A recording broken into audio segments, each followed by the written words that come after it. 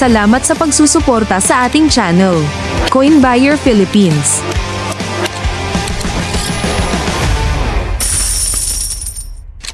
Ang El Banco Espanyol Filipino de Isabel de Sueng ay itinatag noong 1851 at kinikilala bilang unang bangko sa Pilipinas at isa sa mga unang bangko sa Timog Silangang Asya. Layunin ng bangko na suportahan ang pamahalaang kolonyal ng Espanya sa Pilipinas sa pamamagitan ng pagpapadali ng kalakalan, pamamahala ng pondo ng gobyerno, at pagbibigay ng mga serbisyong pampinansyal.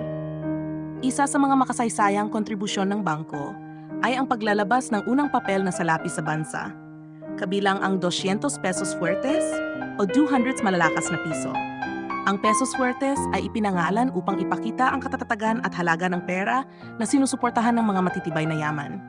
Ang mga banknote na ito ay mahalaga sa pagpapaunlad ng komersyo at kalakalan sa panahon ng kolonyal na Espanyol.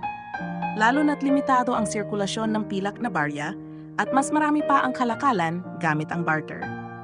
Pagkatapos ng kolonyal na pamahala ng Espanya, pinalitan ang pangalan ng bangko bilang Bank of the Philippine Islands, BPI, noong 1912. Hanggang ngayon, ang BPI ay isa sa mga nangungunang bangko sa bansa na nagdadala ng pamana ng El Banco Espanyol Filipino at ang mahalagang papel nito sa kasaysayan ng ekonomiya ng Pilipinas. Sana nagustuhan nyo ang ating topic ngayon. Huwag kalimutan mag-like, share at subscribe sa ating channel.